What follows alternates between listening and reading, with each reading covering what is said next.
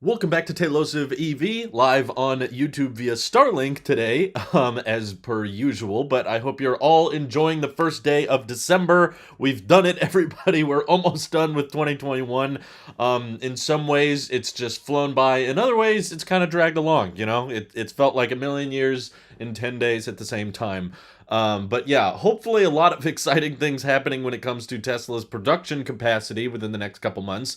It's easy for us, I've been saying this in the last few videos, but it's easy for us to accommodate things as nearby and far away just by saying this year or next year. Even though in the grand scheme of things, next year is not that far away at all. We're like 30 days, 31 days away from 2022 officially beginning, and that's what I mostly wanted to kick off today's live stream with, was just mainly how much Tesla is planning on expanding production capacity in 2022. So we thought, they would give us guidance last year, and they ended up not being too specific about it. They didn't they really didn't dive into exactly how many vehicles they expected to deliver, maybe because in 2020 they did that and everyone kept saying, oh, they missed guidance, because they were like 20 cars short of 500,000 vehicles delivered. But in my view, they basically achieved it because the factory was unexpectedly shut down for 6 weeks.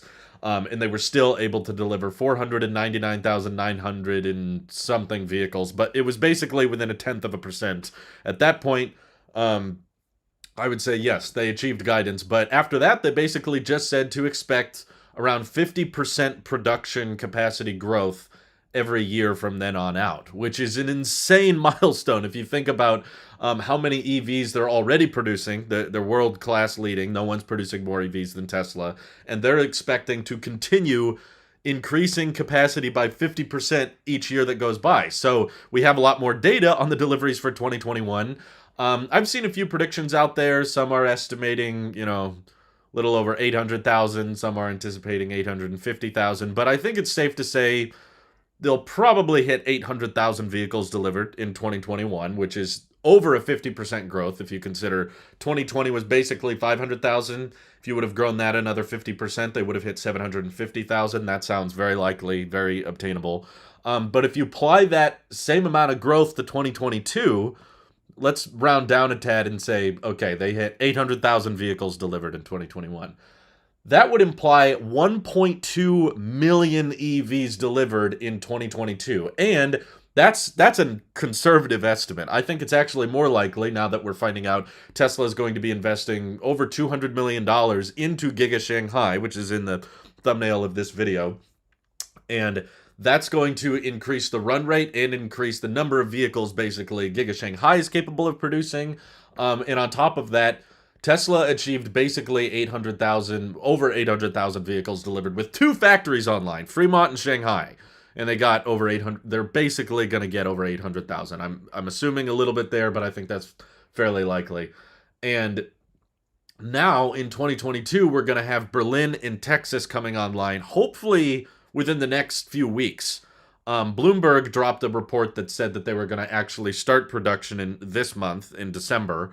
But on the last earnings call, they mentioned that the first deliveries probably wouldn't be until early 2022 because of final permits and, of course, all of the time it takes to actually get a vehicle away from the factory to a delivery center and into a customer's hands. That whole process takes some time.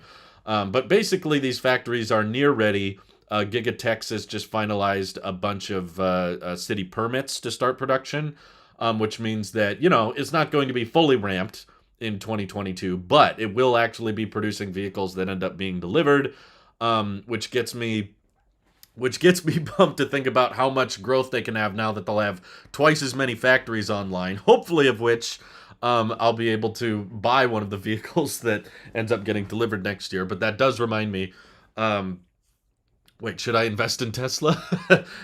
Do your own research. I can't give you that advice. But before we get further into the chat, I need to thank the people on Patreon that are helping me buy, hopefully, a 2022 Tesla, which is Joshua Vinnick, Martin Turnert, Wojciech Kaminski, Planet Tex. We've done our collab. We've posted it on his YouTube channel, so check out Planet Tex if you want to see my interview with him.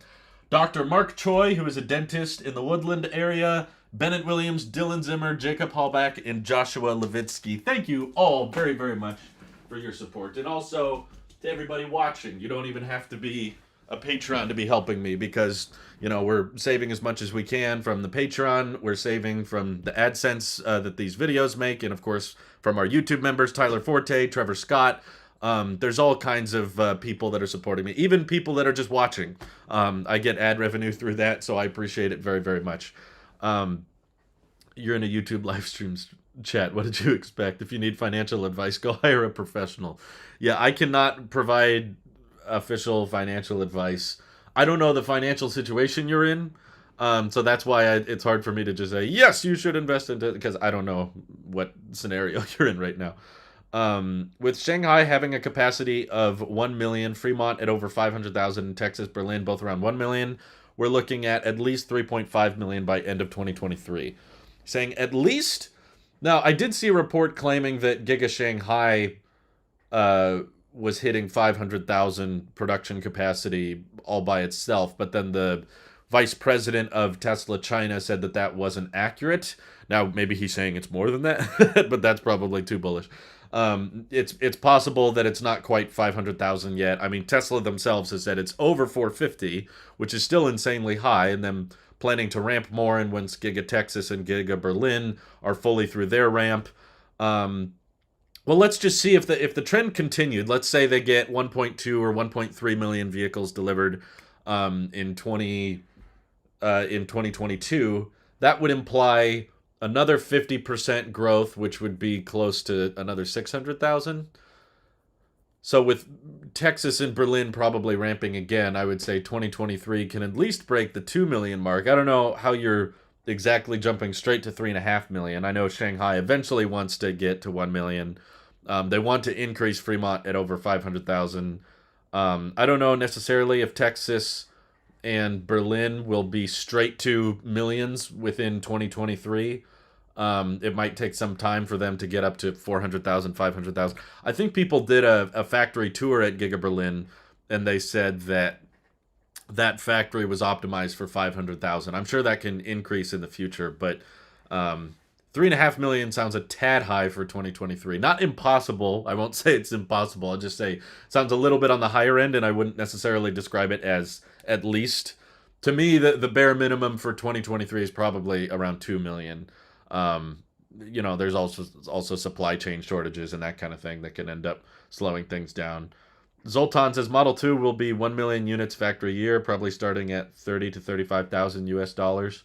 I've actually been thinking a lot about the Model 2, which doesn't, you know, the not Model 2. I don't know what to call it. I don't want to call it the $25,000 Tesla, because I'm just looking back at how none of the Teslas Elon has ever unveiled have ever really stayed for very long at their promised starting price.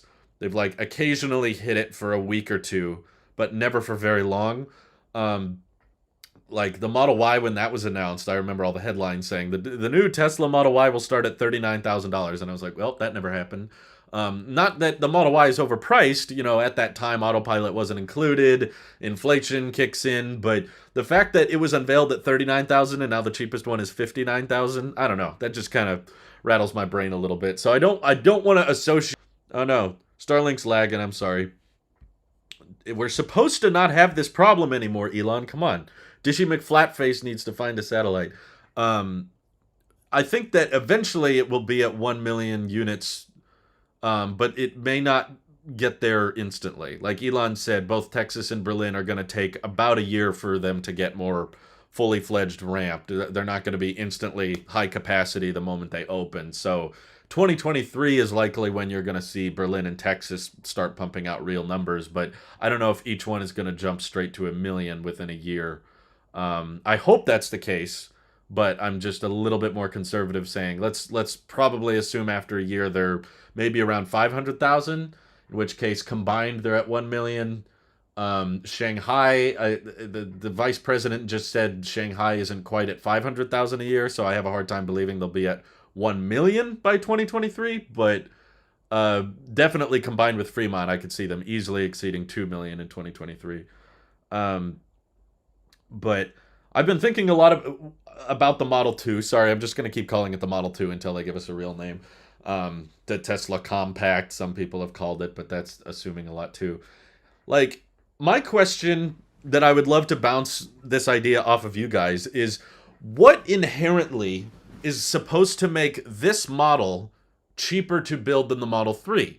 You know, if you go back at Battery Day, that's when we first heard about this $25,000 passenger vehicle. And they said the technologies they were going to implement was the single piece front and rear casting, the 4680 batteries, along with lithium iron phosphate, which I believe you can do LFP in the cylindrical state. They're just not doing it right now. They're doing it in prismatic because that's what CATL specializes in. But they basically said structural pack, you know, lithium iron phosphate, the single piece castings. What I'm having a hard time wrapping my brain around is, why does this vehicle have to be externally and interior wise? Why does it have to be smaller or that different from the Model 3?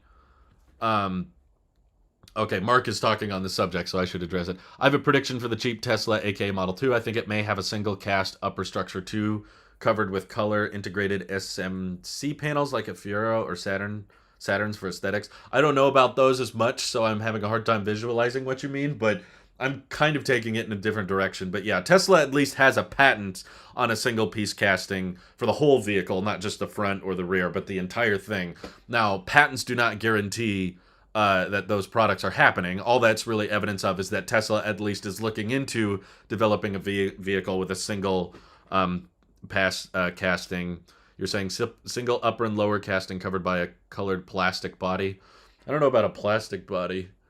Is that significantly cheaper, or is that not much of a risk in safety? That I don't know. You could be right, but let me finish my thought here, Mark, just for a second. But my point is, why does this vehicle have to be fundamentally smaller than the Model 3?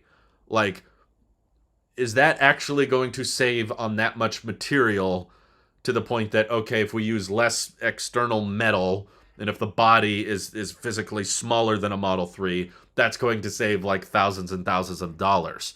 To me, I'm having a harder time understanding that, in which case the follow-up argument for that might be, well, we just need something that's worse than the Model 3.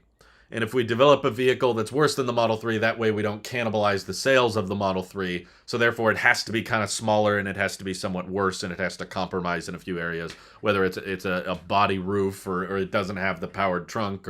But the thing is, from a practicality standpoint, I could see the hatchback design of more of a compact that still has 4 doors, but you know, the whole back opens up. I could see a lot of people finding that more practical than a Model 3, because they can have a larger trunk area to access and store stuff in and fold your seats down, whereas the Model 3 has kind of a small, narrow trunk. It's the only Tesla that's not a hatchback.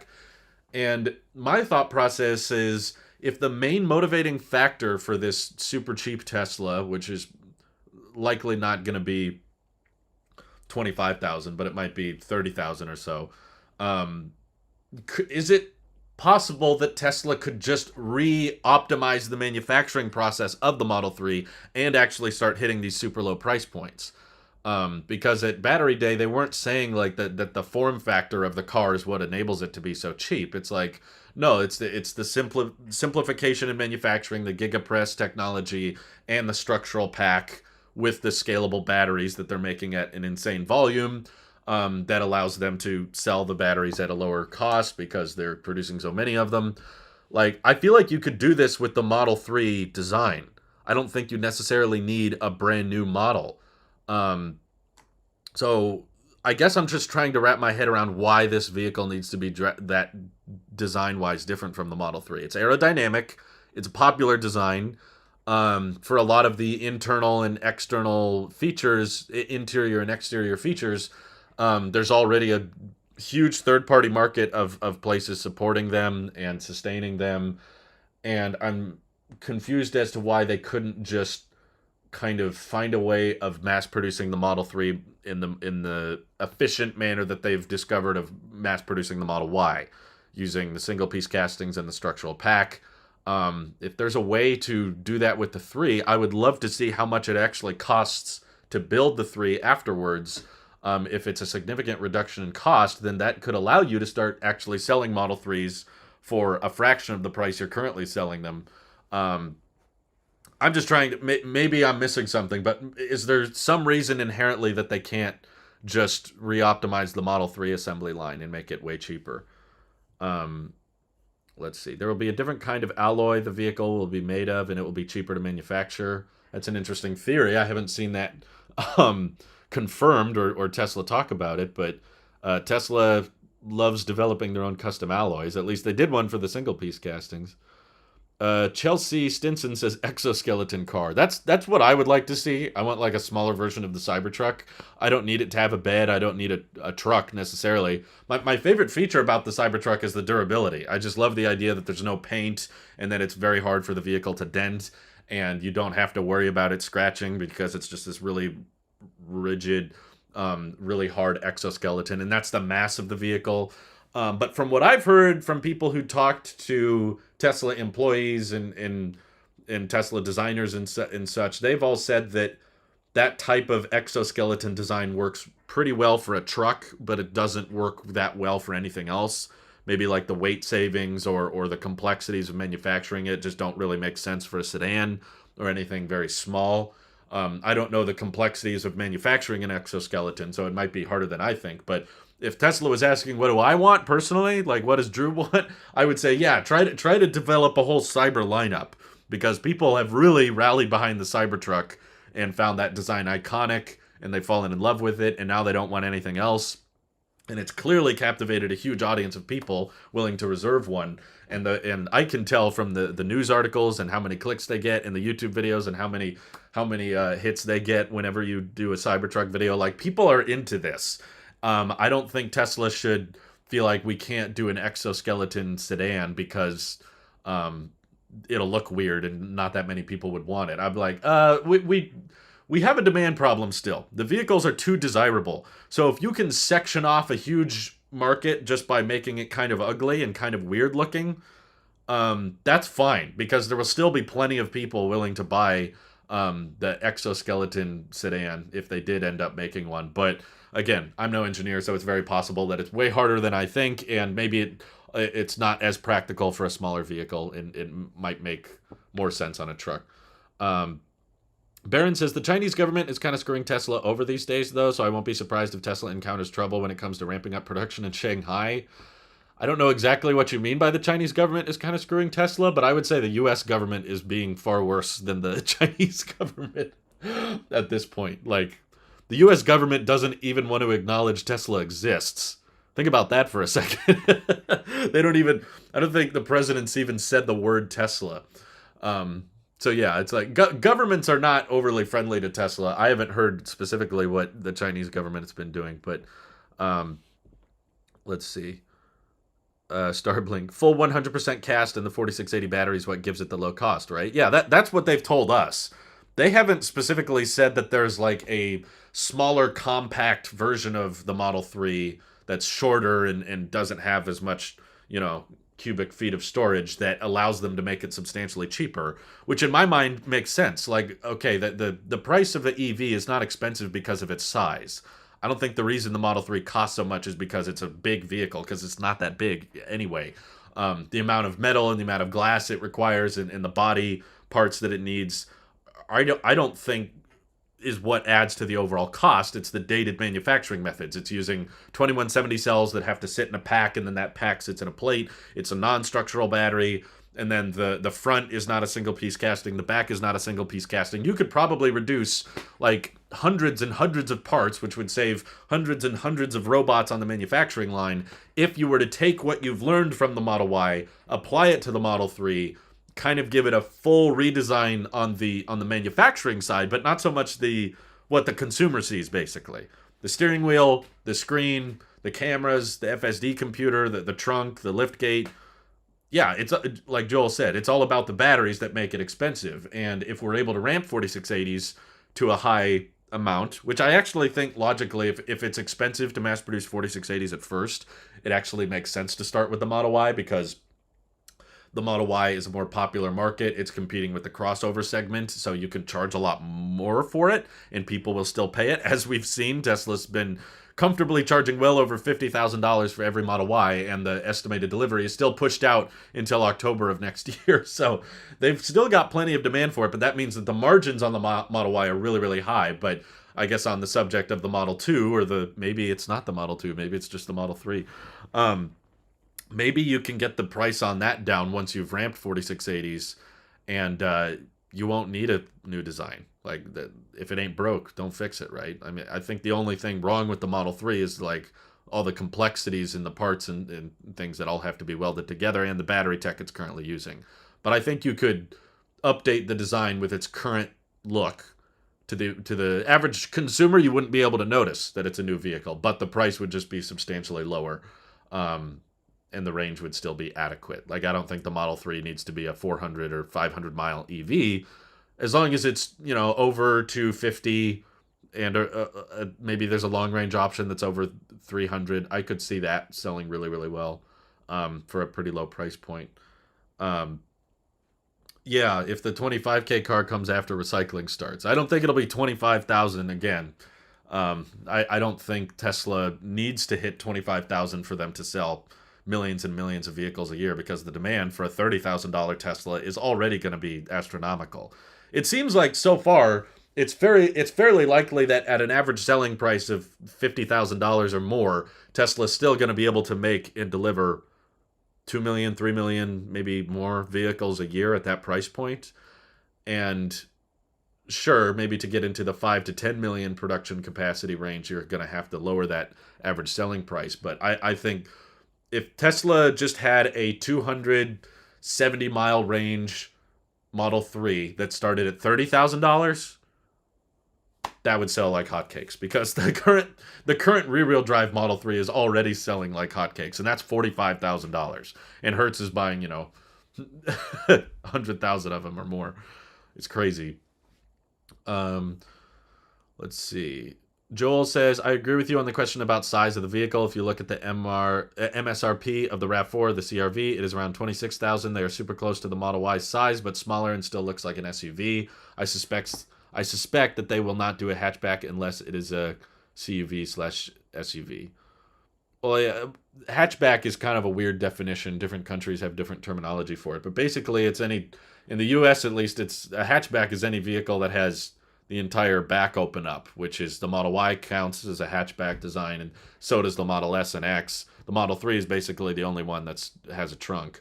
But yeah, I'm struggling to understand why they need to make something physically smaller than the Model 3 in order to hit that price point. I think you could basically use the same design as the Model 3 and just update the manufacturing process and probably get it close to 30, at least 35,000, which was the original intended price. Granted, adjust for inflation, the Model 3 is pretty close to 35,000 actually, but Model 2 will be a truly global car. Most cars outside of North America are smaller than the Model 3. I guess so, but like, do they have to be? Is I guess my question. The Model 3 is already selling really, really great in Europe. It's been having Starblink. Come on, Dishy. Find the satellite. There you go. But like, the Model 3, I don't think is necessarily too big to the point that it can't succeed in most markets. I would argue the Model 3 is a truly global car as is. It kind of fits a lot of markets, and it may not have a hatch, and it may not be the most practical for everyone, but I think it gets the job done to the point that, it's still the best-selling EV in the world. Think about the Cybertruck mods you can screw into it. I don't know exactly what you want to screw into it, but yeah, there's all kinds of modification potential with the Cybertruck, which is nice. There's less so with all the other Teslas. The bulletproof, the body will last 100 years. What is that worth? I think the idea with the exoskeleton is the body will comfortably outlive the car. There will more likely be something else that goes wrong with the battery or the powertrain long before the car. You'll probably get into a bad accident with it at some point. But yeah, the body will not be the problem. US would probably be a SIV. EU could be a super hatch. China equals, I don't know this market well enough. I just mean the Model 3 is doing really, really well in Europe. It's doing well in Asia. It's doing well in the United States. So I don't think there's anything inherently wrong with the footprint that would prevent it from becoming a 5 million, 10 million vehicle per year car, assuming the price was super low. Um, Good afternoon, Jonathan. Thanks for tuning in. Ron Mueller says, as each new model rolls out, does the U.S. tax credit restart for that model? No, I don't. I don't think so. At least in its current state. I don't know about the new tax credit because that seems to be changing every day, and it's unpredictable. But for the previous tax credit, it applied to the automaker, not the model of the vehicle. So once Tesla used up all their credits, they were done. It was not like it applied for the Model Y, but not the Model 3, and it applied for the whole company. I think Tesla may even go to an under $10,000 car for the India and China markets. That's going to be really, really challenging, but I think long term, yes. I think that's more in the post 2030 phase. I actually think just because of the cost of ownership of EVs being much lower and the fact that people desire Teslas much more than traditional cars, I'm a perfect example. If Tesla did not exist, I would never spend more than $10,000 on a car. I would just keep driving old used vehicles and maybe maybe splurge a little bit for a car with CarPlay or something like that, but I would never have considered in my entire life paying 40 or 50 or $60,000 for an EV, not an EV, but a car of any kind. I would never consider spending that much until I got in a Tesla and I started seeing how much more a car was capable of. Once I experienced autopilot and the acceleration and the simplicity of you just get in and go, there's no ignition, and the car unlocking when you walk up to it. Tesla kind of introduced me to a market I didn't know I wanted to be in. And I think that that's going to be the case for Teslas continually with the price dropping. And I guess the idea that I've been introduced to more recently, probably because of Planet Tex brought it up in our interview. I don't know if that made the cut, but he was like, if you took all of the manufacturing benefits that Tesla has learned from the Model Y and applied it to the Model 3, how low could you get that price? Which I think is a really interesting question, because that begs the question, does the Model 2 need to be like a shorter compact, and if so, why? What about making a smaller vehicle makes it inherently cheaper? I don't think the metal and the size of the vehicle really adds that much to the cost. Relatively speaking, if we're referring more to the battery and the number of parts used, and I think you could probably really, really dumb down and simplify the Model 3 from what it's currently at to get it to a point of 35,000 or less. And if you were able to do that, you would probably have insanely high demand, because we're already seeing insanely high demand for the Model 3. And that's when it's well over 35,000. So I don't think they need to make a brand new design, is I guess what I'm saying. They could if they want to. Maybe there's something I don't know, and they're like, well, Drew, if we get the vehicle to this length, or we can get it under this size, then we can do a single piece casting, and that'll simplify the manufacturing line a lot. So maybe that's the case, and I just don't know it. That's possible. Maybe there's some magic recipe that happens when the vehicle is under a certain weight or under a certain size, but I would just say knock that price down on the Model 3 as much as you can. And it's okay to have higher trim versions, like a lithium iron phosphate version of the Model 3 could sell for 35,000 or less with the new structural pack and the single piece castings. But I don't care. Like, if you want to do a high nickel based 4680 version of the Model 3 with the dual motor and everything, look at how efficient the Model 3 already is. It's 358 miles EPA estimate range. That's with the 2170 cells, and that's with the dated rear underbody without the casting press and without the 4680. If you were to take the same kind of batteries they're planning for these upgraded Model Ys in the Cybertruck and apply that to the Model 3 and give it the single piece castings, I bet you could probably get that thing over 400 miles. And sure, you can charge extra for that one, make that one $50,000 or something. But just to have a $45,000 to $50,000 EV that can go over 400 miles on a charge, that's going to sell like hotcakes too. That demand is going to be insane. So just for the range numbers alone, if people start knowing like, okay, this is a somewhat premium vehicle, but It's going to cost you more than a typical sedan, but think about the cost savings, how efficient it is. The watt hours per mile is already really, really low on the Model 3, and with a structural pack and the increased energy density, you could probably save some more weight and get the watt hours per mile even lower, which means it costs less to operate. Basically, what I'm trying to say is there's a bunch of people that are going to be comfortable spending more than they would normally spend on a vehicle because it's a Tesla, or because it's more advanced in the software and the autonomous features, and it has a bit more to it than the average car. And I think we've got a long ways to go before we reach the point where no one is willing to make the stretch. Because I know that market exists. I my parents are in that demographic of like, I will not buy an EV. I don't care about cost of ownership at all. I will not buy an EV until it is the exact same price as the used gas cars that I'm currently buying, which are like $5,000 or $6,000. Eventually, yes, I do think EVs will hit that, but I don't think that's a problem we're going to have in the near future. I think for the foreseeable future, we're going to have plenty of people willing to spend $40,000-$50,000 per EV, even if they don't normally spend that much on a car, just because they know they're getting more than a normal car. They're getting something that's safer than a typical gas car. They're getting something with more autonomous features. They're getting something that's cheaper to operate. And that's going to incentivize a bunch of people, like myself, to spend more than they would normally spend on any vehicle. And it will take a while before we get to the state of no one is willing to make the stretch for an EV. Let's see. Another way to look at how Tesla might be thinking. They want to sell 1.5 million Model Ys. I don't think they can sell that many at over $50,000. That price would have to come way down to sell that many. You say that, Joel. I get what you're saying, and I like what you're saying, because I, just like you, want to see the Model Y price come down, but I'm a bit biased because I want a Model Y, and I don't want to have to spend $70,000 on one. That's why I want the standard range Model Y to happen, because I'd be like, bingo, that's for me. I don't care about long range very much. I just want the cheapest Model Y possible. So, yes, whenever I hear Elon say we expect the Model Y to become the best-selling vehicle of all time, I'm like, so you're telling me the price is going down, right? That's what you're saying. But here's the thing. They keep raising the price to the point now any Model Y you want to buy, new or used, is over 60 grand. And they're still back-ordered like crazy. You still can't get one until October if you order one today. So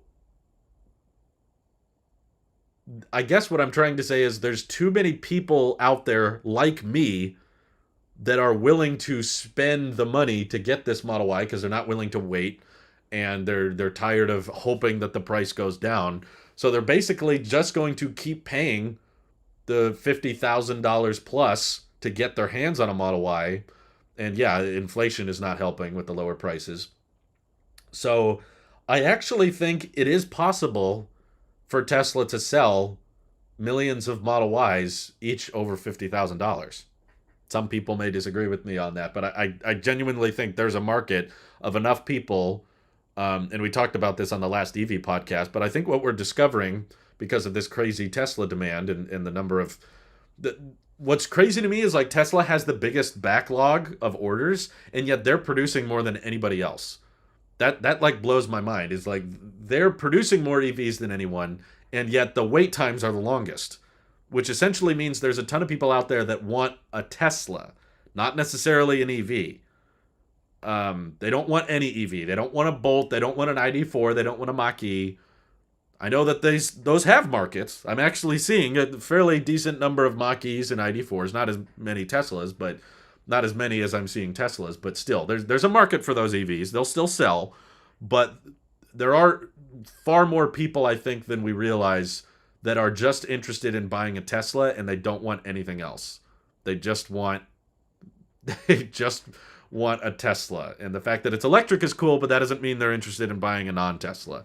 And that market is growing and growing and getting so big that Tesla can afford to charge a premium on their vehicles because they know there's people willing to pay for it. So the complex situation that Tesla's in that frustrates a lot of potential customers like me, because we see the price go up and we're like, what the heck? You know, I thought Tesla's goal was to accelerate the transition to sustainable energy. Shouldn't they just be working on ways of making these cheaper? But the thing is, if you have an insane amount of demand and you have these pent up number of people that are all willing to pay top dollar for these vehicles, that basically puts you in the position of, you know, every car you make, you are going to sell.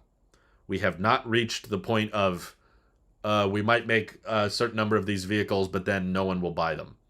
They haven't reached that for a while now. It's probably not going to happen for a long time. Which means if you know every vehicle you build out of your factories is going to sell, somewhat irrelevant of what you charge for it, why wouldn't you raise the price? Like, let's say each of you guys built a car, and you know it's going to sell for whatever price you set it at. So why wouldn't you set it for higher?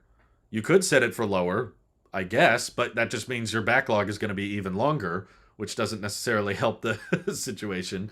So it's frustrating, but from Tesla's perspective, I totally get why they're doing this. Consumer Reports and other reporting agencies still have concerns about quality. What do we know about how Tesla is addressing this? Have you heard of Giga Texas? Have you heard of Giga Berlin? New factory lines and new manufacturing approaches in next-generation paint shops. That's how you fix quality control problems. The only other way to do it is to shut down the current line and completely redesign it, but because Fremont factory was not built by Tesla and it's kind of this scrambled mess of layout, it's very difficult to shut that all down, partly because that's their bread and butter. That's producing a lot of the vehicles that they need to have a recurring revenue. So they can't shut down Fremont and upgrade the factory lines and improve the quality control until the other factories get online. But as we've seen from the quality control out of Giga Shanghai, it's not an inherent Tesla problem to have quality control issues. It is a Fremont problem that they are actively addressing by building out more factories. And once you have Giga Berlin, Giga Texas, and Giga Shanghai all ramped up in producing EVs, then you have lots of streams of revenue, and you can shut down Fremont without bankrupting the company, basically. The analogy Elon used when Sandy asked about it was, it's hard to change the wheels on a bus when the bus is going 80 miles an hour. Fremont is a bus going 80 miles an hour right now. So it's difficult to shut it down and fix all the problems, which takes time when that is so much of their current revenue. So the fact that they're working so hard on getting these new factories up, that's how they're addressing quality control. So yes, they're actually putting all of their emphasis on fixing it right now. Baron says, I think the not Model 2 indeed needs to be smaller than the Model 3. It may be hard from an American perspective, but in other regions of the world, the 3 is somewhat big and the S is huge. But Baron, that's implying that the problem with the 3 is not enough people will buy it. I haven't seen that to be the case. The Model 3 has consistently proven to be a top-selling vehicle in pretty much every region it deploys in.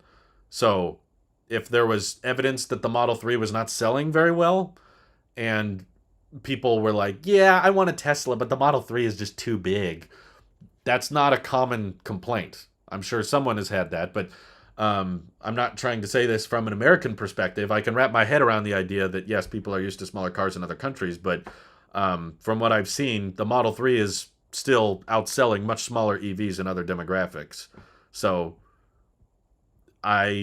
maybe there's a max capacity of Model 3 demand we just haven't hit yet, but I think we've got a long ways to go before we get to the point where someone is like, yeah, I want a Tesla, but the Model 3 is too big. I don't think that's a common one. The Giga casting process will probably be the biggest improvement in the history of all cars for a quality improvement in the body fit. I sure hope so. I'm excited for it, and I'm glad Texas is going to use it. Joel says, did you hear semi is being delivered in small quantities this month? Well, I heard the Pepsi CEO say they were expecting some, but Elon directly responded to that saying, don't look too much into it. He didn't necessarily say it wasn't happening, but he just said it's not that big a deal and it's not in serious volume. So I really hope it's being delivered in small quantities this month, but it certainly feels like if it was actually happening, Tesla would want to talk about that. Tesla would want to say like, hey, we're delivering the Tesla Semi this year, but in their last earnings call or earnings deck, or even the one before that, they directly said, yeah, we're not going to do the Semi until 2022. So I don't know why they would say that if they were planning on delivering my point is, it might be very, very small quantities. It might be like 2 semi-trucks to Pepsi, and that's it.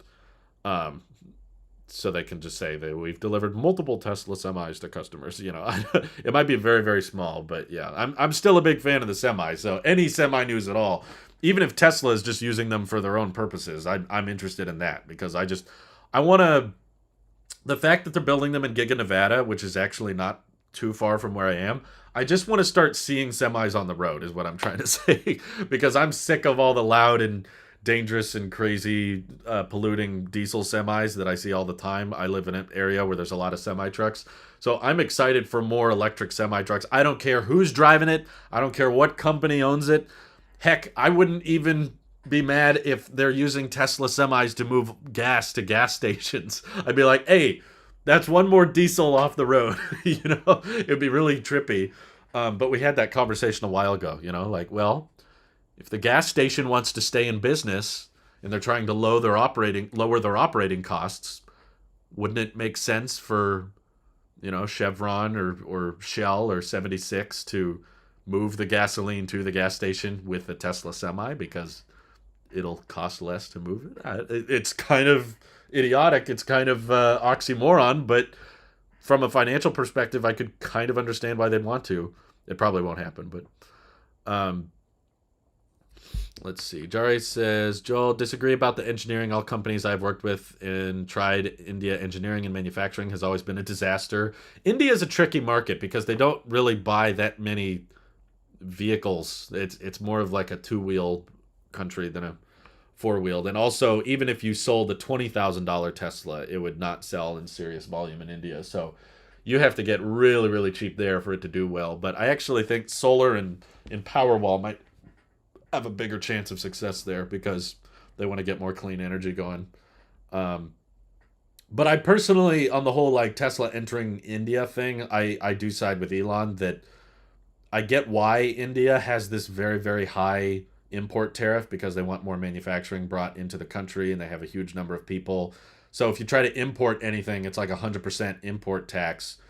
But if they do care about accelerating the transition to sustainable energy and they want to encourage more EVs, it kind of makes sense to avoid that import tariff on electric vehicles to kind of incentivize people to buy those.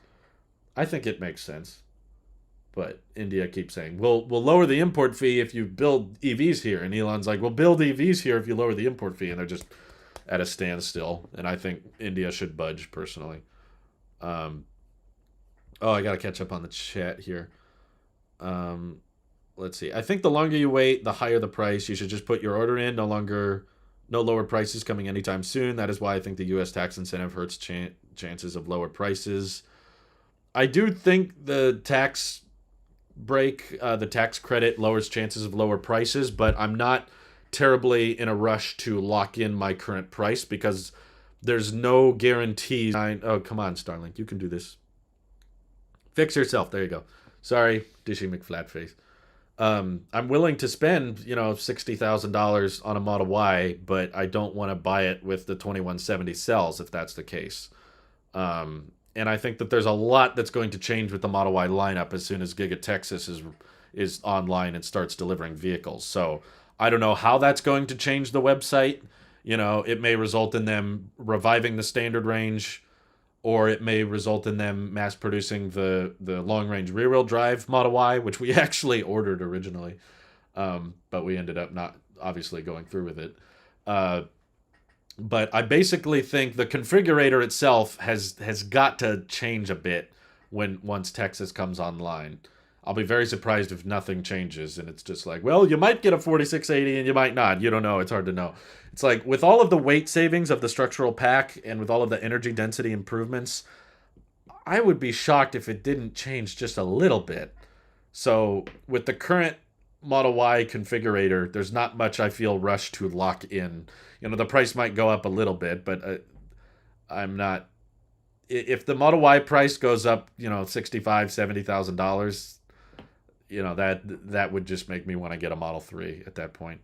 I want the Model Y, but the Model 3 offers most of what I like about the Y. The Y is just a tad more practical and has a bit more utility to it, but I'm not saying never to a Model 3. Model 3 is fairly practical and would get the job done. We already have a sedan. I've never owned an SUV. We would just like a crossover for the car camping and the more space, but don't need one that bad. If I can save like $20,000 or $30,000 on the purchase by going with a sedan, I'll go with a sedan. But if it's a matter of $5,000 or $6,000 difference, I'd probably go with a Model Y. So no, I don't feel a desire to lock in my price currently. Tim Watson says, I believe ramp of Model Y at Berlin and Austin will be faster than expected, with lessons learned from Shanghai and universal casting. The normal ramping, I think, could go pretty quickly, but I think it's the 4680s that might take longer than we expect. That's something I could see taking a while. It seems, as far as we can tell with the Cato Road facility and a few leaks surrounding the 4680 production, that the number of batteries they can produce with this new cylindrical format is going to take a bit longer than they thought. But yeah, the single piece casting, the stamping press, the new paint shop, all that, I'm sure. Giga Berlin is probably not starting with 4680s. It's probably just going to be LG Chem 2170 batteries from China. That trim of Model Y I could see ramping pretty quick, but I'm not inherently just interested in any Model Y that comes out of Texas. I'm interested in the price point of the 4680 Model Y, and if it's way too insanely high, then I'll settle for something less, like a standard range, or I wouldn't be against getting a Model Y with 2170 cells, just as long as the range was over 300 miles. I would be fine with that. I don't really care much about performance, but basically, I don't want to lock in order right now because I feel like the vehicle we want is the Model Y, and we're saving up the Tesla fund right now, but we're not, we're not like ready to pay it all in cash right this second. It's going to take a while before we can actually pay for the whole car. But there's so much change rumored to happen with the Model Y, which is what we're in the market for within the next year, with Texas coming online. And I'm very curious to see how Fremont Model Y changes once Texas Model Y is ramping up. So with all of this unknown, we don't know what the price of the 4680Y is. We don't know the range. I may be willing to spend over $60,000 on the Model Y if the range is super duper high.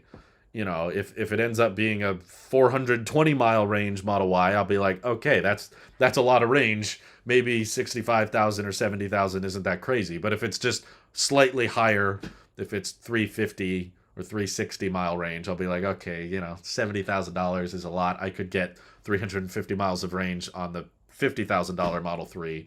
So it's not that crazy.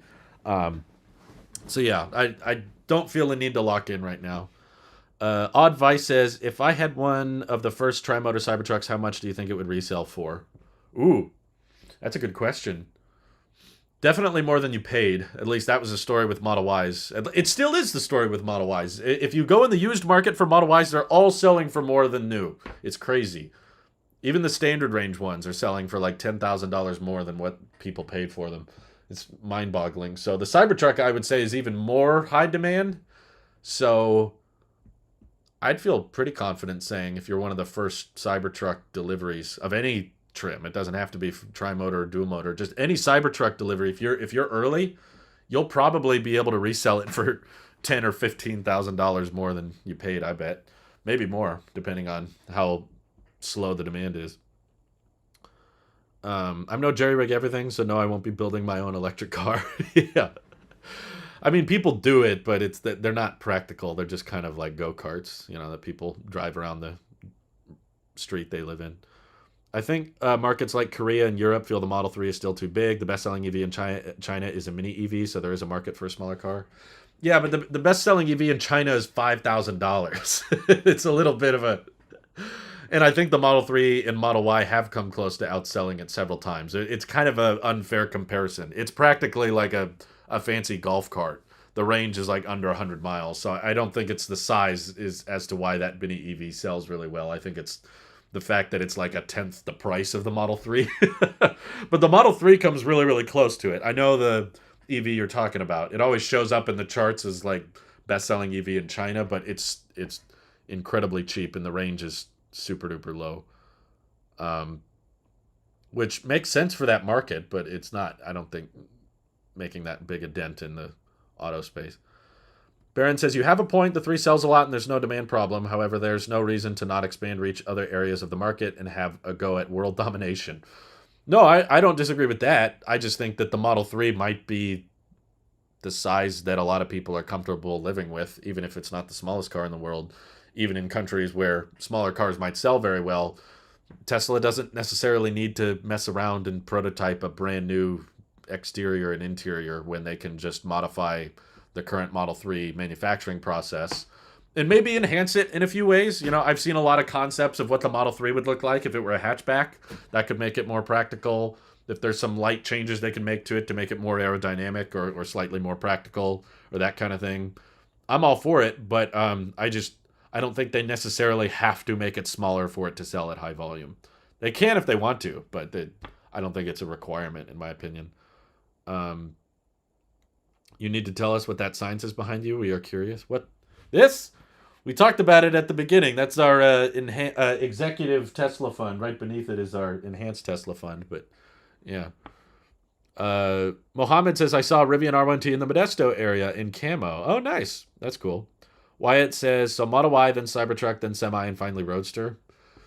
That's what it sounds like, just because Model Y is the priority right now, and then Elon said they should do Cybertruck before the Roadster. The Semi, all they've said is that they want to do deliveries in 2022. So I don't necessarily know if that means that they're going to do Cybertruck and then Semi. I think that the Semi is so different it might be able to coexist with the ramp of the Cybertruck. From what I can tell, like, why would they be building megachargers at Giga Nevada if they didn't plan on producing lots of Semis there, you know? And there was lots of rumors and leakers claiming that they wanted to set up this pilot production line at Giga Nevada for the Semi, which honestly, I don't think you necessarily need the Semi to be produced at like super duper high volume at first, at least until 4680s are fully ramped. I actually think the margins of the Tesla Semi are probably the thinnest. The Cybertruck you have an insane amount of demand for, and you have a crap ton of people willing to pay probably anywhere between $60,000 and $100,000 for each one. I know that's way higher than the listed price, but that's what I'm anticipating. I'm just trying to get expectations in check. Tesla does not usually hit their advertised prices. Especially they don't hit them whenever it's a vehicle with a crap ton of demand, like the Model Y. You know, they unveiled the Model Y and said, this will start at $39,000, but the long-range option will be $47,000. Here we are in 2021, and the long-range Model Y is $59,000, and that's the cheapest one you can get. So the only reason they do that is because the demand is crazy high, and I think the demand for the Cybertruck is even higher than that of the Model Y, at least in the United States. Obviously, the Model Y is probably going to sell better in China and Europe than the Cybertruck is, but the United States is a heavy pickup truck market. We buy a crap ton of pickups here, big ones, and the Cybertruck's catering to that very, very large demographic. So because the demand is so high, I would not be shocked if the dual motor ends up costing $60,000, and basically for Tesla to stay true to their word, they only need that $60,000 truck to go 300 miles, and with the exoskeleton and the structural pack and the single piece castings that they're going to use on the Cybertruck, I think the margins on it will be fair because they don't have a paint shop to worry about either. How many people are actually going to buy it, especially if the price goes up? My point is, the orders I'm not assuming are 100% going through, but I'm saying even if 60% of all Cybertruck orders get canceled, that's still more vehicles than they can produce for years. Like, the Cybertruck just crossed the 2 million reservation mark. Let's assume 60% of those don't go through. Okay, 75% of them don't go through. That's still 500,000 trucks. Each one that's going to require probably a 100 kilowatt hour battery pack or more, especially the 500 mile range option. So when you have that much demand, you can afford to lose a bunch of people by raising the price. Also, Cybertruck is late. It's delayed. So there's a lot of people that are in love with the Cybertruck and they really, really want one. So now they've had more time to save up, and they've had more basically money coming in as they waited for their Cybertruck order to come in. So by no means am I expecting every Cybertruck reservation to go through, but I'm saying even with a fairly high cancellation rate, it's still insanely high in terms of demand. As far as measurable demand we've ever had for a vehicle of any kind, gas or electric, I don't think the Cybertruck can be rivaled. I can't think of any vehicle that has attracted this much attention or this much clicks or this many people willing to put a reservation down. And again, I'm not assuming all these I'm assuming most of the reservations don't go through, and it's still they're not going to be able to build 500,000 trucks in a year.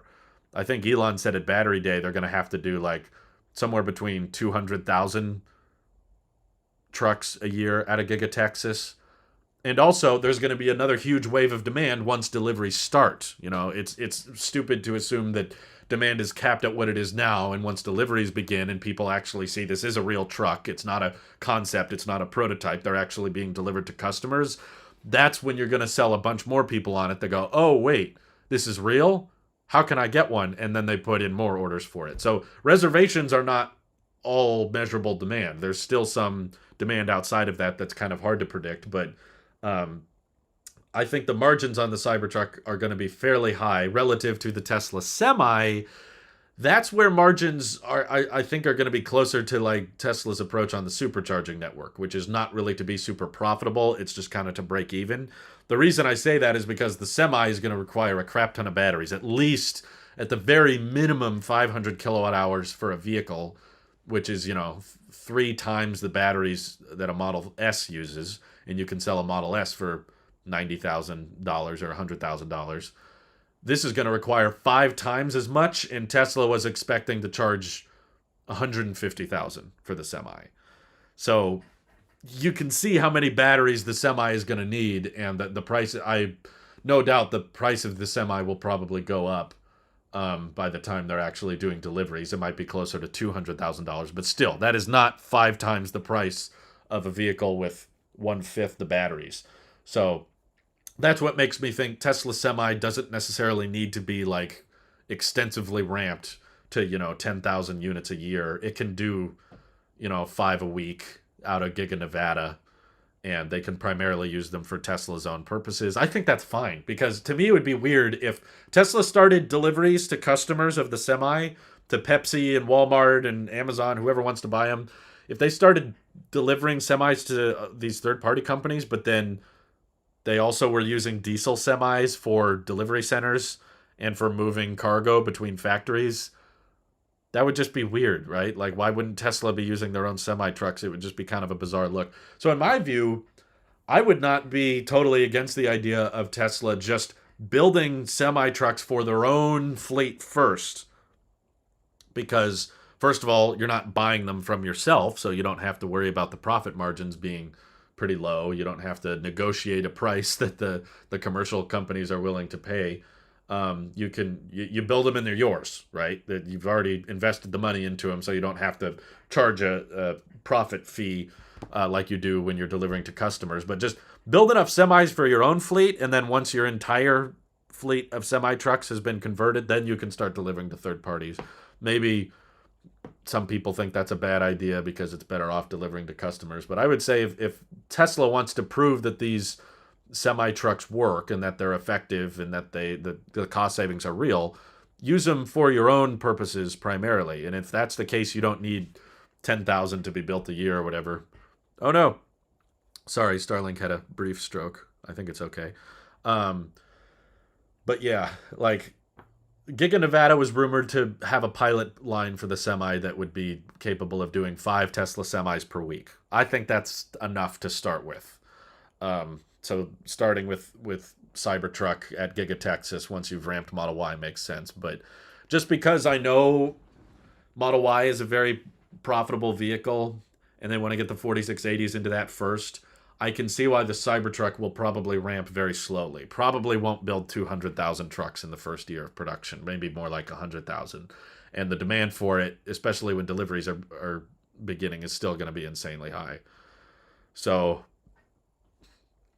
yeah, I genuinely think Tesla can charge almost whatever they want for the Cybertruck, and there's enough of a hardcore fan base that will pay anything they need to get their hands on the truck.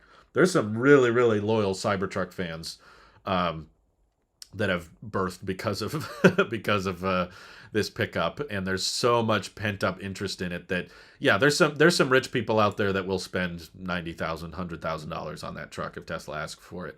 I don't think necessarily they're going to charge 90,000, but I do comfortably think they will definitely charge more than the advertised price. No, there's nowhere in the reservation price, Johnny, that says they have to honor the reservation uh, number. They don't have to. It says that if you go into the Cybertruck pre-order agreement, it says that the final price is subject to change, and the price listed is meant the price listed when you reserve one, which is gone now. They don't even show that price anymore. They say that's a ballpark estimate, but they are not required to legally. They are not required to match that price at all. So they could technically say, actually, all tri-motor Cybertrucks are going to cost $100,000. You're welcome to refund your order, but the only price that they have to honor is the FSD. If you locked in FSD at $7,000, that is within the contract. Yes, they have to honor that, but nothing else is locked in. Anyway, let's see. On an unrelated note, remember how the Lucid Air concept had electrochromatic glass that could dim in different places without any visible diversion? Seems Porsche has mastered that witchcraft. That's cool. I'm sure it's expensive, but yeah, I remember seeing that, and that was cool. A lot of the cool prototype-y stuff Lucid had going didn't end up making it to production, which is a bit disappointing. In my view, they should have had something more iconic and recognizable that nothing else has, because in its current state, I find the Lucid kind of, the range is cool, and I get that it's like premium luxury interior, but it doesn't have anything that wows me over a Model S or a EQS. Other than, of course, just, yeah, okay, over 500 miles of range. That's kind of nice. But interior-wise, I think they could have had something a bit more iconic. To me, what would have been cool was the back seat, what is it called? Recliners. They let you go fold like almost all the way down in the back seats, and it looks like, a first-class airline. Like, okay, it's not a 5-seater, but for rich people, if that's what you're going for, having seats that go back all the way and you can just kind of lay down, and it even has like feet rests that go up. I was like, that's cool. They should have started with that. I think something like that would have been more recognizable and like, oh, they have something no one else has, that kind of thing. Let's see. Rivian has made their case for camping, and it looks amazing. Yeah. Rivian's the ultimate camping package. The more I think about the Rivian, I realize that's really it's that's practically all it's good at. The bed isn't that big. The towing capacity hurts your range a lot. It's not necessarily going to be a great work truck for people who need to load lots of stuff in the bed all the time, and it's not necessarily great at towing. Granted, no electric pickup is going to be great at towing for a long time until you... I think you'll get good at towing if you start exceeding 500 miles of range, which is why so many people are into the Cybertruck, because that's the only electric pickup that's like, hey, your range is still going to be, decent with a trailer. But the really passionate, great thing that the Rivian is good for is like the weekend warrior and camping. So that's what they got going for them. What is his name? The Gill Code says, do you think the semi-production will be up and running for sure by 2024? And do you think it's more valuable to have them use those cells in the Y or Cybertruck? Them USEB? I'm not sure what you mean by that, but I can't say for sure. No, because I would have if you would have asked me in 2019 if I thought Tesla Semi will be up and running production for sure by 2021, I probably would have said, oh yeah, they're a little bit late, but 2021, that's 2 years away. Of course, in 2 years it'll be fully running, but so I think it's naive to say for sure 2024. I would say likely, yeah. I mean, I don't want to say anything for sure because I don't work for Tesla, and Tesla changes their plans a lot, which is a good and a bad thing. The fact that Tesla is willing to adapt to circumstances and kind of change things. Ugh. We're out of beta. We shouldn't have this problem anymore. There we go. But it's a good and a bad thing. Like, it's good that Tesla can change their plans on a whim because they can quickly figure out, okay, this process isn't worth it. Let's try something else. A good example of that was like the battery swap thing. They came up with the battery swap technology with the original Model S and then discovered, wait a minute, batteries are the limiting factor, and this is way too expensive. It's not as scalable as supercharging. We're going to need like 10 battery packs for every vehicle. We can't do this. So they quickly changed their course and said, never mind, we're not going to do battery swapping. So it kind of results in their website being wishy-washy. You know, here's a standard range Model Y. Okay, now it's gone. Here's a 35K Model 3. No, now it's gone. So it's annoying for the customer, especially when you're like, wait, I thought Tesla Semi was going to be ready by 2019. Now we're going into 2022 still without Tesla Semi. But I think they just realized where the batteries they have available are best used. And it's very, very possible that as they ramp the 4680s at Giga Texas and at Giga Berlin eventually, they'll discover, okay, these costed maybe a tad more than we were expecting. So for right now, we need to keep putting them in the Model Y and maybe the Cybertruck. But it's not profitable yet to put them in the Semi. So we're not going to release the Semi yet. I don't want that to happen. I just think it would be naive to say that it's impossible that they'll delay the Semi again. They've delayed the Semi so many times already. It's not inconceivable that they'll delay it again. But my hope is that it's mass produced and out as soon as possible. Tesla plans to have semi-trucks in the factory transporting things around inside. Well, that's good. Transporting anything, as long as you're taking another diesel truck off the road, I'll take it. I feel like the Cybertruck might be closer than we think. Press it, attach the drivetrain, add in the extras, and bam. The problem is I've heard people say that many, many times over the past year. So I would not get your hopes up. I'll believe it when I see it. So far, you would be seeing Cybertruck prototypes driving around on public roads for several months before deliveries begin. At least that's what happened with the Model Y. There were sightings of the Model Y for like 4 to 5 months of just employees testing it and driving it around. And deliveries happened in March of 2020, but I remember seeing Model Y sightings in November and December in 2019. And it was like, oh, another employee is doing winter testing with the Model Y, and oh, someone spotted another Model Y here and there. So that's typically what you're going to see a few months before delivery. Come on. You were doing so good. What happened? If we start seeing some Cybertruck updated prototypes that are driving around, not at an airport runway. I'm not talking about that. I'm talking about like they have license plates, they're driving on public streets, and we start spotting them regularly for a few months, then I would say deliveries are getting close, but that's not happening. Tesla, oh, I read that. Tim Watson says, I believe 12.9 coded tweets are real and something big is coming. Why so many cryptic Elon tweets, SpaceX, Starlink getting acquired by Tesla?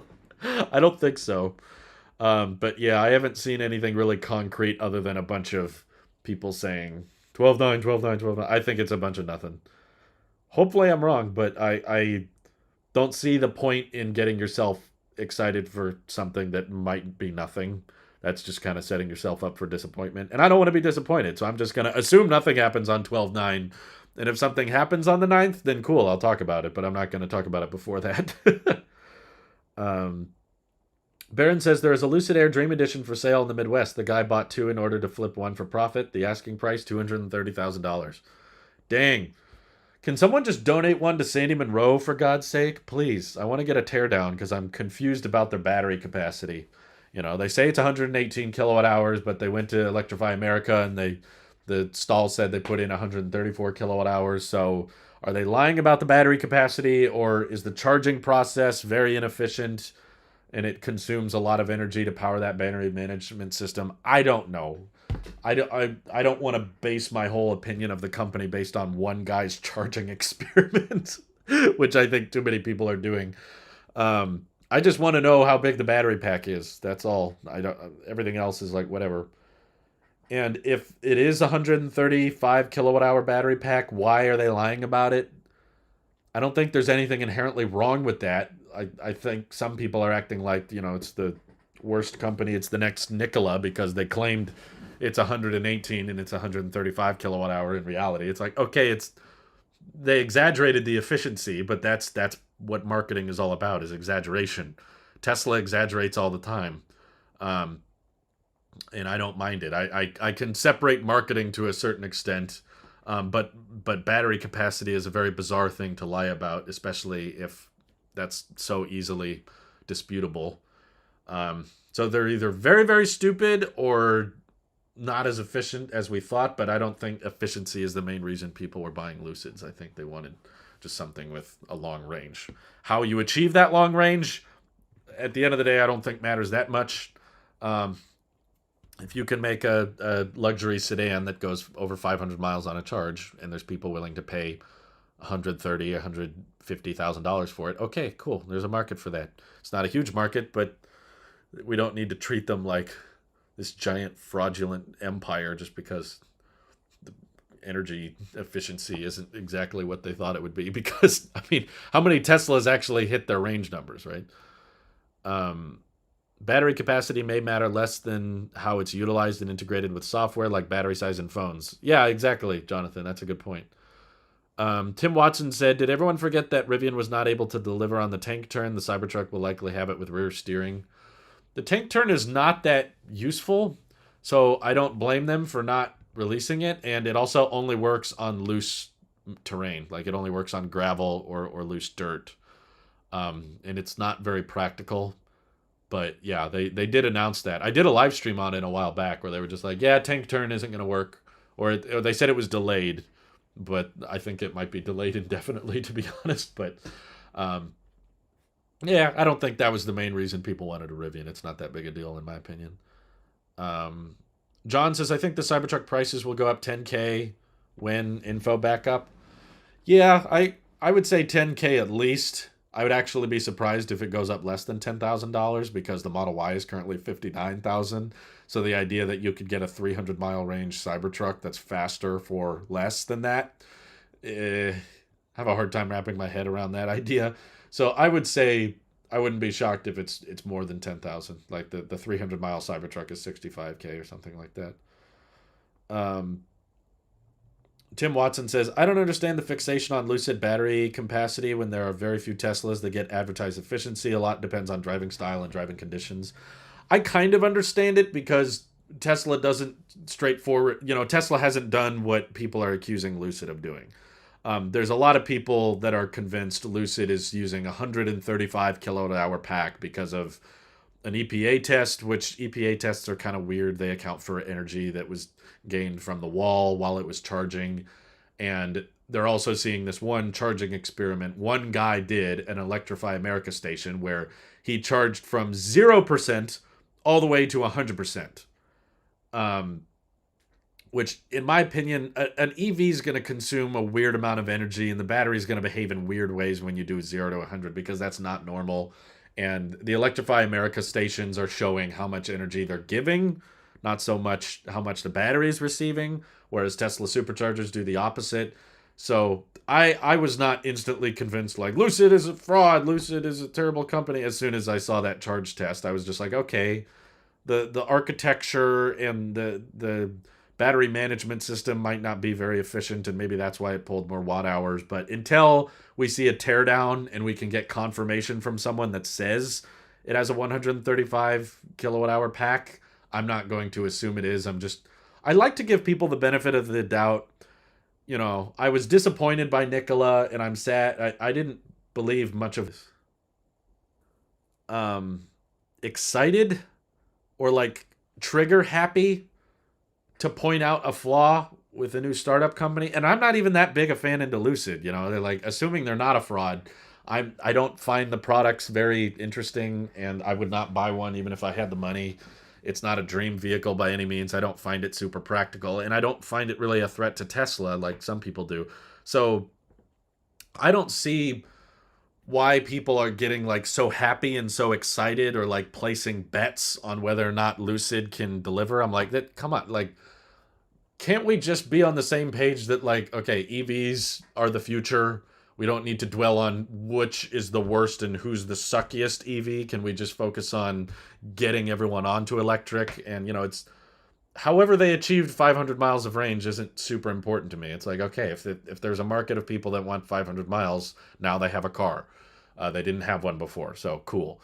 But yeah, if they do end up, if it does end up being true that they're actually shipping much larger battery packs, I just want to know why they feel the need to lie about it. Um, it's it doesn't mean death for the whole company and they're just as bad as Nikola. I don't think that's the case, but I just want to know why exaggerate battery capacity. Doesn't make sense. Um, I'm jealous that you can get a Model Y for 59 grand here in Canada. The Model 3 starts at 59 grand. Oof, my goodness. Does the Model 3 prices include tax though? The 134 kilowatt hour charge falls in line with the inefficiency seen in other EVs. A Taycan at EA, tested by the same people, charged 94 kilowatt hours inside EVs. Also dropped 2 articles to shut these rumors up. Yeah, I mean, it is a tad more inefficient though. I thought the Taycan had like 100 kilowatt hours in it. Um, but I followed the story. I'm not convinced it's it's a 134 kilowatt hour pack, but or whatever. I'm not convinced it is. I feel like we need to see more information before we come to a conclusion. But I'm just glad vehicles are being delivered. That's probably maple money prices. The Guild Coat says, "Is there such a thing as too much cash for Tesla? They can increase the price of their vehicles, but don't they have an issue spending what they currently have?" I don't think they have an issue spending what they currently have. I mean, they're expanding their supercharger network really quickly. They're trying to expand service centers. They're trying to build these factories as quickly as possible. I don't I don't think there can be a too much cash scenario. Oh, the Taycan's usable battery is 83 kilowatt hours. Oh, okay, gotcha. But yeah, that I wouldn't base my whole thesis around what one Electrify America charging session said. That's that's all I'm saying. Um, there's still a chance that maybe they're exaggerating the battery a bit, but still, there's you shouldn't lie about it. That's for sure. Um, Joey says, "I think the Roadster is going to be first vehicle in history they cancel because it seems like they've given up on it." I don't think they'll cancel it. I just think they're in no rush. The Roadster, Elon seems very passionate about. Franz seems really passionate about, and they've talked for a long time about this, SpaceX package they equip, and it has an air cannon that shoots out the back. And Elon keeps tying in with tweets here and there, people saying the only thing faster than the Plaid Model S is the Roadster, and he's like, exactly. And they brought it to the Peterson Museum, I think earlier this year, and that's where they said the 0 to 60 would be 1.1 seconds. So I don't think they've given up on it. It's just it accounts for so little of the EV space that they don't really care, and it doesn't account for that much of emissions. The Tesla Semi doesn't account for many vehicles, but the amount of emissions caused by diesel semi trucks is disproportionately higher. So there's a bit more of a motivation to get that out because it's actually addressing the pollution problem a lot more than the Roadster is. But I think it's just they have a lot on their plate, and Elon, I think earlier this year, said that if there's no major supply chain shortages, they would do the Roadster in 2023. So it's on the table. I don't think they'll cancel it personally. It's just that everything else is a bigger priority. There's really nothing. There's really nothing else that's less important than the Roadster right now. So, Michael says you should also get Tesla Solar. Will save you money on that. Why? I got it last year, and my power and fuel monthly has saved me hundreds a month. The problem is my electric bill is insanely low, but I have looked into solar. Yes. The problem is solar makes little and less sense the less and less power you use. Now, granted, our power bill may go up a lot with home charging, but we're not exactly sure how much it'll go up. Um, and also, we have kind of a weird roof. I remember asking Tesla about it, and they said they wouldn't work on our kind of roof. Um, so I don't know if that was like a year or two ago, so they may have changed their policy now. But at least if their policy hasn't changed, I don't think they'll put solar on our roof because it's not normal. What do you call it? It's not shingles. It's made of like something else. I would like to get solar, but that also you have to factor in how long it takes for you to break even, and I don't know how long we'll be here. We might be at this house for a long time, or we might move somewhere else in the future. So if I'm planning on moving in the somewhat near future, then I probably wouldn't want to get solar. Mark says my payback on solar would be well over 20 years compared to my utility bill, and that's assuming there's no equipment failure during that time. Yeah, it would take us a while, especially right now. Our average electric bill is like $70 a month, and to get a solar package, I looked it up, from Tesla at least, it would cost somewhere between like 15 grand or 20 grand or something like that. So it's that's and that's assuming no electric bill at all. If we get it down to zero, um, that's still going to take many many years. What's my dream spec Y color interior? I genuinely, having seen all the Model Ys, I like the white exterior the most, even if that one cost extra. That would be my dream uh, spec. I just like the way the white contrasts with the chrome delete, the black trim, and interior. I kind of like both. I haven't actually spent like extended time in a white interior Tesla. I have friends with Teslas, but they all have the black interior, and it looks fine. I don't really care too much about the white, but it looks nice. I don't know how it ages, and I do plan on the Tesla we get. I do plan on owning for a very very long time. My goal is to own it for like decades. Um, Basically, drive it until it doesn't drive anymore, which may be 20, 30 years. So if the white doesn't age very well, then I'd be less interested in it. But it also cost $1,000 extra, and I don't like it that much. If it was like a free option, maybe I would go with white. But if you're just saying dream spec, then I guess maybe a white Model Y with a white interior. It gets a little dirty, but um, let's see. Maple prices. Too much. I think I read that one. Doug Grinberg says, "Read the semi. It seems Tesla grossly underestimated its future battery technology advancements, production capacity."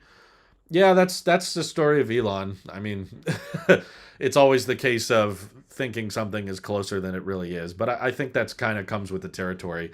You have to be. I think I say this on every live stream, but you have to be somewhat optimistic in order to attempt these things. Probably overly optimistic. You know, if Elon wasn't overly optimistic, he probably wouldn't have attempted to make, an electric car company or a reusable rocket company. You have to have a roadmap and see the steps necessary to be like, okay, yeah, I think we can mass produce EVs and make them affordable and give them good range and give a big charger network. You need to have an optimistic viewpoint of, yeah, I think it's possible. Yeah, I think I can do it, in order to actually achieve what he's achieved. If you were kind of overly pessimistic and overly critical on timelines and just said, no, no, no, no, no, batteries are so expensive, it costs so much money and they weigh too much and the range is going to be so low and it's so difficult to make cars profitably, no, it's not possible, then if you didn't believe it was possible, you wouldn't try. So yes, Elon is overly optimistic, and they probably thought way back in 2017 that they were going to advance their battery technology much faster, and they thought they'd be able to mass produce the semi by 2019. And the same thing with FSD. They thought they were going to be able to have robo-taxis by the end of 2020. So I understand why people get annoyed by it, and I think it's very, very, very reasonable to doubt any timeline they give out. If they say this will come out by end of 2021 or this will come out in 2023, it's totally understandable to doubt that timeline, but I would still keep an eye on it and say, like, okay, are they actively trying to make it happen though? Whether or not they do it on time, okay, sure, they're known for being late on things, but are they still pursuing it? Are they still trying to achieve that goal? If that's the case, then it's still a good thing at the end of the day because they see a roadmap and they think it's possible. In which case, they still achieve far more than they would have achieved if they didn't think it was possible. So, they weren't on time with the semi, but they're building out the mega chargers. They're testing the prototypes. They're driving them around.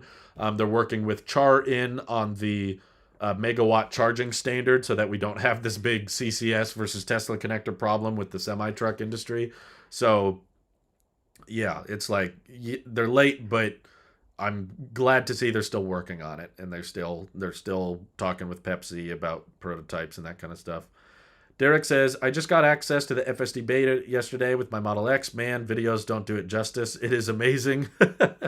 Ron Mueller says, echoing Mark Sparks, "I found that the solar shingles are massively expensive, and Likely never have a return on investment. The panels are somewhat more reasonable, but throw in a couple of panels and I'm paying same. Yeah, I mean, the solar shingles I think have changed direction now. I think Tesla's trying to emphasize that the solar roofing tiles make more sense on new builds because you have to buy a roof anyway. And if you have to buy a roof and you were planning on getting solar, the roof tiles, they look nice, but yeah, they're not that cheap. So they're making very little sense for anyone that wants to actually put a new roof on their house. Um, but the issue you have with the panels is that typically roofs have to be serviced every 25 to 30 years. So you can buy solar panels, but then you need to take them off, find someone who can detach them when you need to replace your roof. So, yeah, that adds to the cost as well. King of Florida says Rivian is just a lifestyle truck. Yeah, and I'm fine with that. There's a lot of people with lifestyles that fit what the Rivian caters towards. So um, it doesn't make more sense to me personally than a Model Y for my lifestyle, but it's still a great truck. And if the Cybertruck never gets smaller, if I was in the market for a pickup, I would heavily consider the R1T.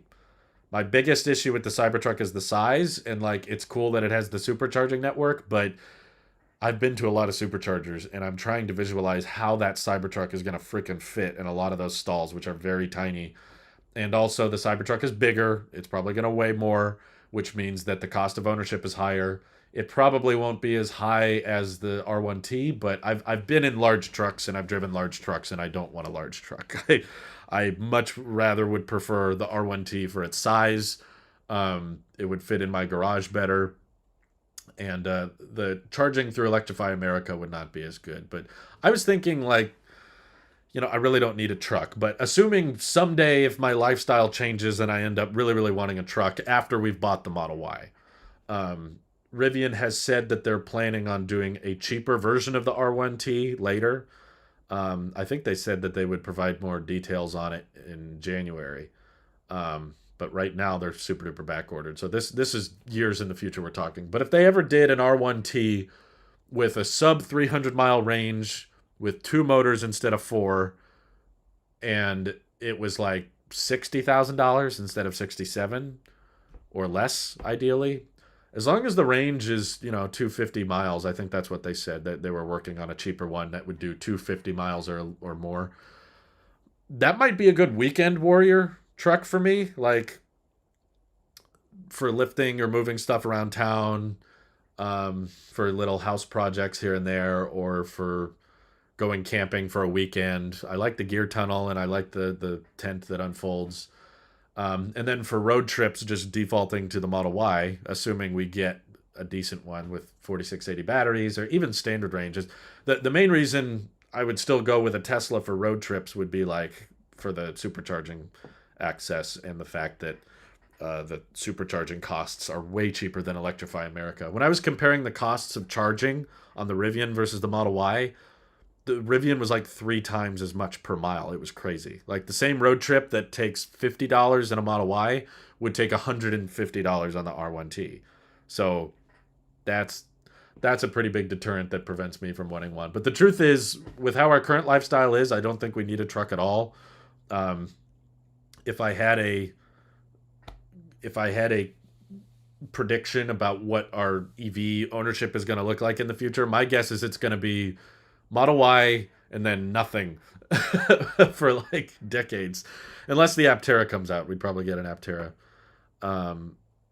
Tim says, I feel that there may be some disappointment with 4680. Elon is not impressed with high range, mid-price vehicles given battery constraints for demand. They will likely keep specs the same, but the cars will be cheaper to build.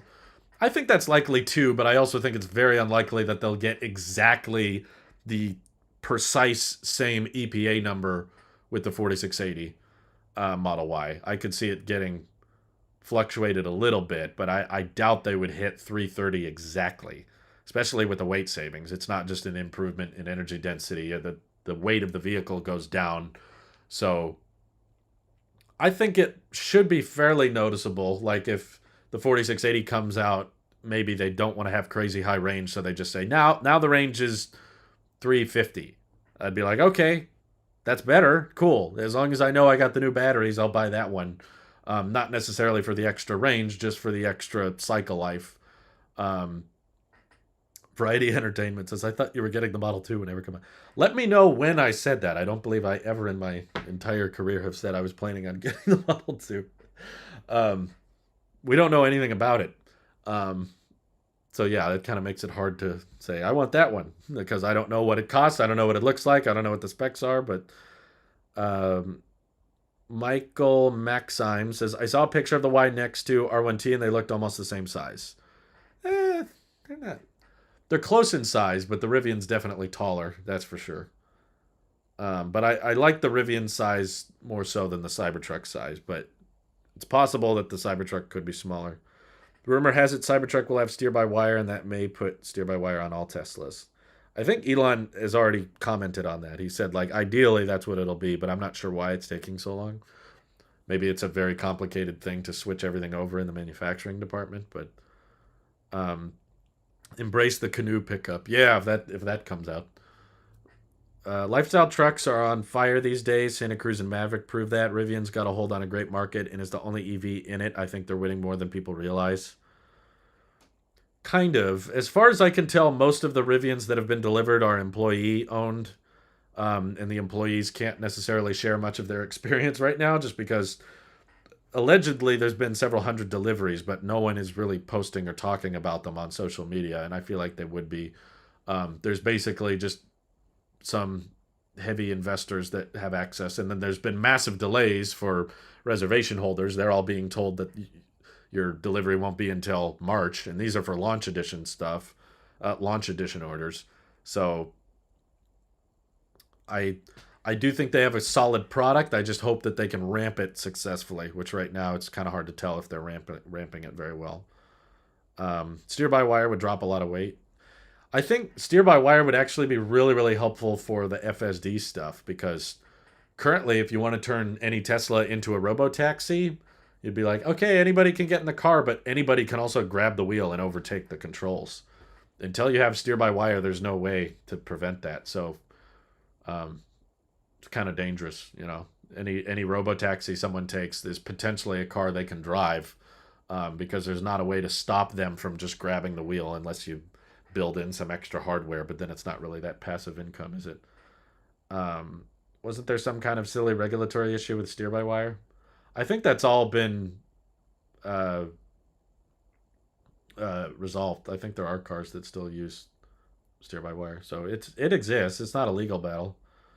Um, what time is it? Oh, wow. Okay, I went a bit longer than I was expecting, but you guys asked good questions, so I couldn't help it. But I appreciate you all for tuning in. I have to get going now. I'm going to pick up my mom from the airport. But thank you once again to our executive Tesla funders, and I'll see you all in the next one. Take care. Bye-bye.